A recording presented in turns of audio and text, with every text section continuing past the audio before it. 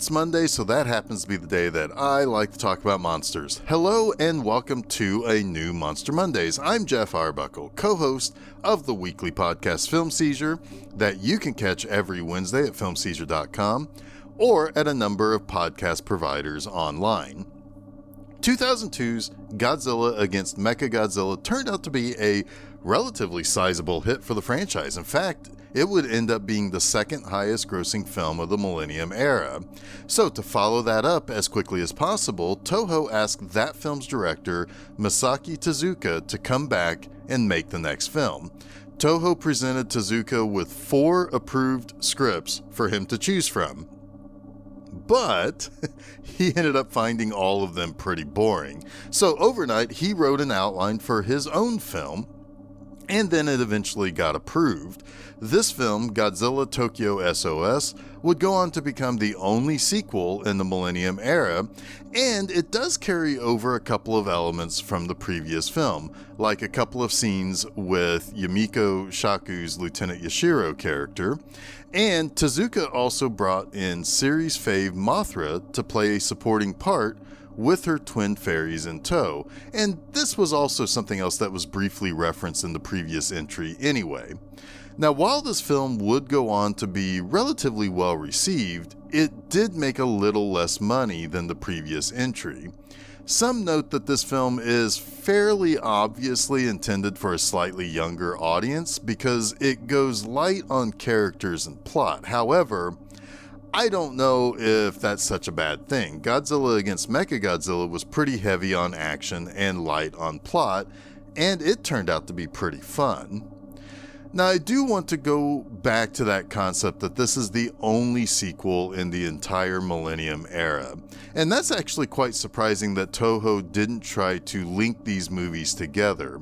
It's kind of a well-known thing in the history of Godzilla that the original 1954 movie launched the previous 2 eras, and still those 2 eras treated each subsequent film as a sequel. Sure, Godzilla went from being this creature of massive destruction and instill fear into every single Japanese citizen for the first 3 or 4 movies of the entire franchise, but then he eventually ended up being pretty cool with the peoples by 1975's Terror of Mechagodzilla. Hell, he even became a hero. Then in the 80s and 90s, the Heisei era ended up doing something that was similar in the sense that Godzilla 1954 begat the Return of Godzilla in 1984, which then begat the rest of the films of the era up to Godzilla vs. Destoroyah. The primary sequel element in a majority of those films was the character of Miki Sagusa, who appeared in all but the first of the Heisei films. She is one of a very few number of characters who appear in more than one film in the series. Several actors cross over into multiple films, but usually play different characters. However, this movie does that exact thing with another character, and we'll talk about that a little bit later. But considering the traditional feel of the series, much like the long-running James Bond series has its quirks and usual beats and formulas that it follows, you would have thought that maybe Toho would have liked the Millennium Era to follow some sort of sequelized feel, but nope. I will say that I think it does open the door to have stories do different things. Like in Godzilla vs. Megaguirus, you have that movie rewrite the history of the first film and connect the present day look of Godzilla to the original film. Or with GMK Giant Monsters All Out Attack, you can do the switch of having King Ghidorah be a little bit more of the heroic creature and all of that kind of supernatural stuff that went into it as well. It gives you lots of ways to tell a Godzilla story that you don't have to worry about whether or not you saw the one before it or if you could rent it on video before the next one got to theaters. Now, both the range of stories that it could tell and not having to give audiences the worry over seeing each film in the series in sequential order as new ones came out make for decent ideas. But what I really think probably tipped the decision scales for Toho was the exportability of the films. If they don't have to make sure that every movie gets exported to every country that would be interested in these movies, and have those movies be exported in order, then they probably more easily sell each individual movie anywhere that wants them. Exactly how well that worked, I don't really know, because only Godzilla 2000 got a relatively wide release here in the United States. But most of the time, you had to hope that your local video store got the films when Columbia TriStar released the films on home video in North America. But anyway, let's talk about the continuing adventures of Godzilla, Mothra, and Mechagodzilla. So, Kiryu is still around, and he's at the Japanese Self-Defense Force base getting repair work done from his tangle with Godzilla in the previous film. Meanwhile, there is a windy disturbance that starts to pick up in Micronesia that gets detected at a U.S. base in Hawaii, and then later at a base off the coast of Japan. This unidentified flying object is heading toward Iwo Jima, and as it enters Japanese airspace, we see a giant moth wing rise above the clouds. Soon, singing can be heard in the pilots that are following it. One of the pilots starts to hear that singing in his helmet. And then that's when Mothra makes her presence known. The Japanese Air Force plane sent to intercept tried to fire a missile to down Mothra, but Mothra uses this gold dust stuff to essentially blow the missile up and hide itself from radar. Now, another month passes, and Mechagodzilla is still undergoing repairs, but Godzilla hasn't been seen in 10 months. We then go to the household of the Chujos. Dr. Chujo is visited by Mothra's twin fairies. Now, they are actually pretty old friends from the 1961 Mothra movie.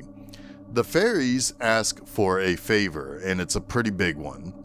They need the humans to return the bones of the 1954 Godzilla to the sea and keep them there forever. So that means that they would need to disassemble Mechagodzilla. And when asked what happens if Godzilla attacks again, the twins say that Mothra will defend humanity. However, if they don't return the bones, Mothra will declare war on humanity, so it's not exactly a great proposition either way. Mechagodzilla is repaired, but the absolute zero cannon weapon has not been repaired. So there is a bit of discontentment around sending Kiryu back out in the event of Godzilla attacking. Sure, Mechagodzilla's arm is repaired, but they've done no other testing on it. They don't know if it can move or fight or, I guess, even stand up. So on top of that, the other side of this argument is whether or not more money and resources should be diverted to the repair work when it's unclear if it can even really do that much against Godzilla. Now, on the human side of the story, it's mostly going to focus around the Chujos. Dr. Chujo was present the entire time of the original Mothra film. He knows how bad it is to piss off Mothra, so he informs his grandson and nephew about that adventure and the devastation that the normally benevolent creature can bring. And so the grandson is a child who has a little bit more idealistic views on all of this. On the other hand, the nephew, Yoshi, he actually works on the Mechagodzilla project and actually wanted to be a pilot at one point. And speaking of pilots, Lieutenant Yashiro is apparently being replaced by a new crew of pilots for Mechagodzilla.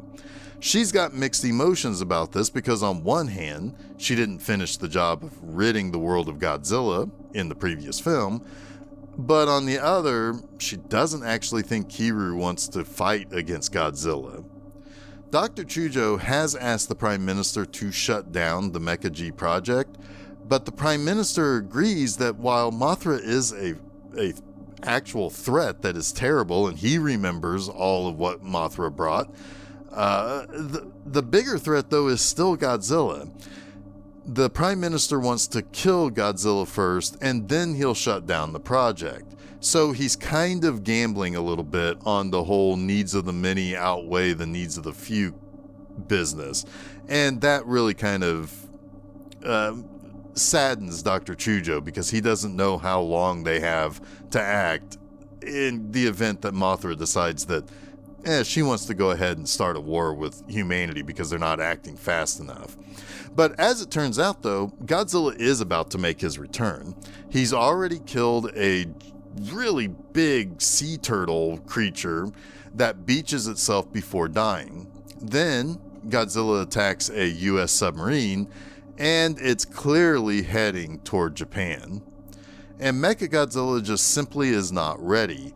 It needs a couple of more weeks of testing and final repairs, but they don't really have that much time to wait. Yoshi is summoned by the government to follow up on his uncle's request about shutting down the Mecha G project, and it creates a little bit of tension between Yoshi and Dr. Chujo, so it's a little bit of a sticky situation there. Godzilla is spotted in the ocean, and the Japanese Navy engages him, and he's making a beeline right for Tokyo. Mechagodzilla is eventually prepped to launch, and they're going to try to lure Godzilla to Shinagawa, where the two leveled the city in the previous movie. This way, it will help prevent any new damage or casualties. Now, Dr. Chujo's grandson, Shun, he nabs this trinket of his grandfather's that the boy hopes will call Mothra to help defend against Godzilla. Godzilla arrives, and the Japanese Self-Defense Force detects that he has a chest injury. So this confirms that this is indeed the same Godzilla that Mechagodzilla confronted in the previous year, and they might be able to still have a chance to kill the monster. Now, before evacuating, Shun has emptied the desks out of his school to create the Mothra symbol that which can call to the creature and brings the creature to Tokyo to confront Godzilla. Now, this freaks out the Japanese Self-Defense Force quite a bit. They think that Mothra and Godzilla are going to team up and utterly wipe out everyone. But that's not what happens. Mothra and Godzilla have this little conversation, and realizing that Godzilla is just not going to let this trashing Tokyo phase in his life go, Mothra begins to kick up a dust storm with her wings, which allows her to sneak up and grab him from behind and toss him into a bridge. And the two end up fighting into the night. Godzilla bites one of Mothra's legs off and throws her into a building. She returns and starts raining gold sparkles onto Godzilla. This is explained as Mothra raining her scales down on Godzilla, and Dr. Chujo says that this is Mothra's final attack and that indeed she's going to die. On Infant Island, the fairies sing to this egg that Mothra has left behind, and they're singing the Mothra song that's used in most of the movies that Mothra appears in. Meanwhile, back in Tokyo, Godzilla has had enough of this sparkle shit and tries to blast Mothra with his atomic breath, but because of the sparkles, it actually blows up in his face, so Mothra keeps up that attack. The Prime Minister says it's time for Mechagodzilla to get into the fray and actually engage Godzilla. Godzilla is finally able to shoot Mothra out of the sky, and he moves in for the kill but is interrupted by Mechagodzilla. Mechagodzilla starts shooting missiles and bullets and lasers and all sorts of ordnance at Godzilla, but Godzilla is a bit too much for Mecha G. He knocks the robot down with a blast of his atomic breath, and he closes in for the kill, but Mothra sacrifices herself to make him hit her instead. Mothra crash lands and is essentially out of the battle at this point. Meanwhile, back on Infant Island, the egg hatches and reveals something quite special: twin Mothra babies. The larvae immediately swim for Tokyo to join the fight. Mechagodzilla gets back up and continues to fight against Godzilla. He launches some of his kibble at Godzilla that helps knock him over. He uses his tail and knocks Godzilla into a building. Then, a little bit more irritated by being knocked down a couple of times by his metal imposter, Godzilla charges and Mechagodzilla ends up flipping him over in like a wrestling move. Coming in for a couple more hits on the down Godzilla, Mechagodzilla is ultimately blasted in the face by Godzilla's atomic breath and gets knocked down, and his systems go offline. The Mothra larvae arrive and start spraying some of the silk stuff that they spit out onto Godzilla, and they go over and check in with their mother. They get their battle plans and confer, and Godzilla comes to blast the babies to oblivion, but Mothra flies up just in time and protects the young, but gets disintegrated by the atomic breath right in front of her kids. That's pretty harsh. But to get back at him for murdering her mom, one of the Mothra babies ends up biting onto Godzilla's tail and starts flipping around on him. It's a pretty funny little scene. It's something that's I think has been done before in one of the older movies. But nearby to the action, Yoshi realizes that he might be able to repair Mechagodzilla and gets a lift thanks to some of the other JSDF people that are in the area. And while he messes with that, the Mothra babies hit Godzilla with the silk stuff. However, in trying to protect Mecha G while Yoshi finishes the repairs, Godzilla blasts Yoshi's only way out of the machine. So he's basically forced to remain inside during the battle, which will probably kill him. But Mechagodzilla is back online and re-engages Godzilla. Mecha G can turn his hand into like a drill-like stabby device, which he uses to stab and burrow into Godzilla's body. With that, Mecha G fires the Hyper Maser Cannon that's been installed in place of the Freeze Cannon, and it really seems to hurt Godzilla something bad. And seeing this Godzilla kind of hurt and writhing on the ground and pretty near death, this awakens more memories inside of Godzilla again, and it begins communicating with Yoshi, which now understands what Yashiro meant by saying that Mechagodzilla doesn't want to fight Godzilla. It just wants to be left to sleep peacefully for all eternity. The Mothra babies end up covering Godzilla completely in webbing, and the Twin Fairies say that now is the time that both the Godzillas need to be sent back to the sea and left alone. The Prime Minister gives the order to finish Godzilla and then to make this their final mission. However, when they attempt to fire the Hyper Maser Cannon, it doesn't work. It ends up that Kiryu has kind of taken control of all of the systems and decides for himself, as he watches Godzilla basically on the ground in terrible pain, he decides to take himself and Godzilla back to the sea for good. Yoshi's teammates ultimately are able to save him by blowing open the hatch to give him a chance to get out before the two monsters dive toward this underwater trench where Kiryu plans to rest in peace forever. Yoshi escapes, and Mechagodzilla successfully sinks himself with Godzilla, and the threat seems to be over with the new Mothra babies ready to take over for their mother.